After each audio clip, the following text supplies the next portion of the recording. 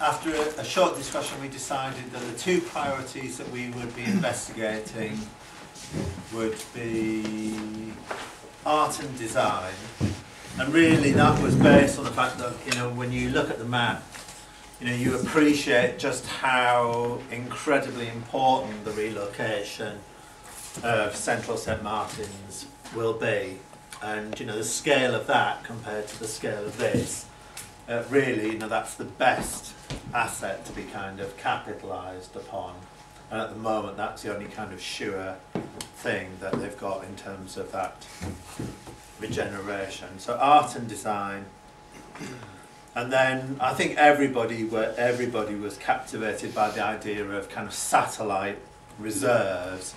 So all of our projects are to do with kind of, you know, dispersing the knowledge and seeds and, you know, everything outside of this site, so that the perception, and I think this is perhaps common across all the projects, the perception of Camley Street is far bigger than its actual size. You know, we want everybody to believe that it's a really big, exciting place, even if it's only the size of 2 tennis courts.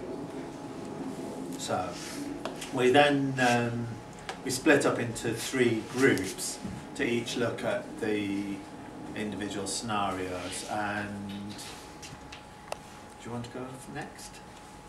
Should we start with the 10,000? The small scale. Yeah. Okay. All right. Eileen, over to you.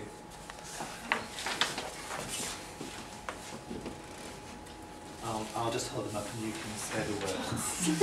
Yeah, we start for the smaller one, the 10,000 pounds, just for the temporary short term, 6 months, and only for the summer.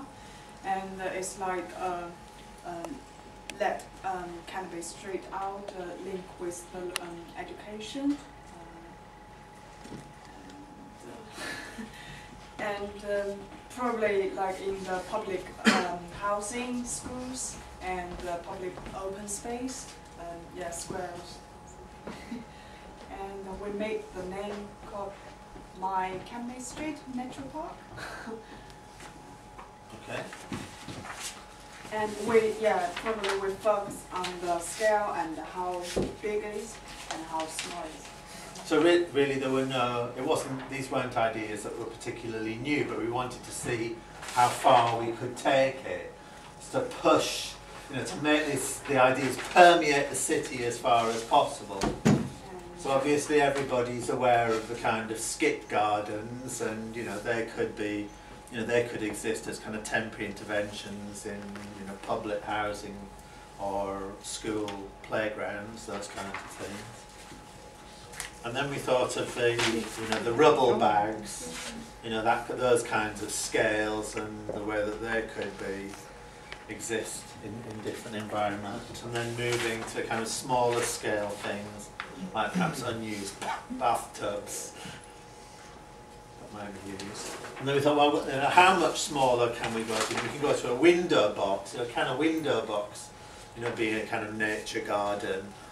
You know, just how small, you know, how personalised, and how far can it be spread, or can it just be a bucket? You know, can you achieve, you know, the same effect in a bucket? Can you create the same kind of, you know, feelings of affection for nature, in a bucket outside your front door? And we were thinking about, you know, how, you know, people might might spy upon their immediate environments to spot, you know, what animals and insects they could see flying around their window boxes on their balconies.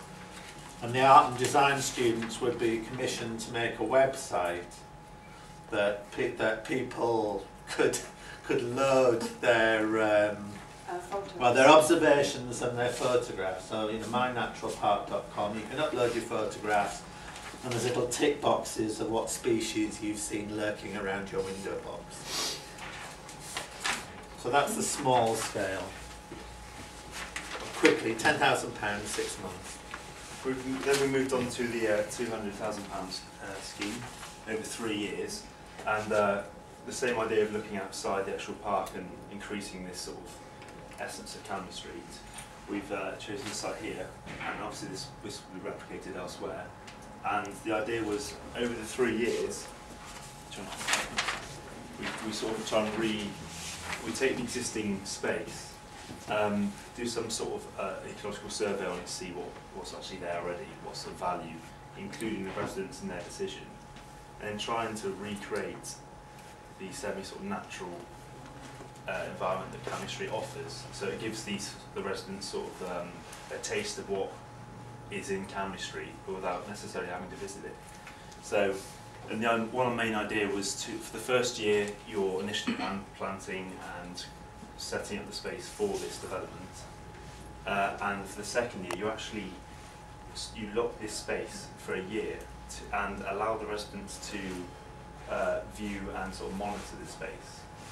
And it then obviously you've got the whole natural element. And when you open it in the third year, involving the local schools and residences to go and monitor and see what's changed and what's actually grown on their own, and then start the management plan using the 200,000 to implement paths, and so it's actually a space usable for them. And then that was obviously the satellite reserve area, and then we looked at the art and design section, which will be involving the local, especially this local primary school, and starting some form of competition that based, for example, would draw their interpretation of the wildlife that they visit, once they visit Camden Street, they see. And then using the university, they would be used to, using the money to commission sculptures in their own interpretations. It's looking at art and design over generations. And then, so you've got the younger children giving them to the older children, creating in obviously materials that they can find or they perceive to be found in Camden Street, and then using these natural sort of sculptures to be put into the new, smaller taste of Camden Street.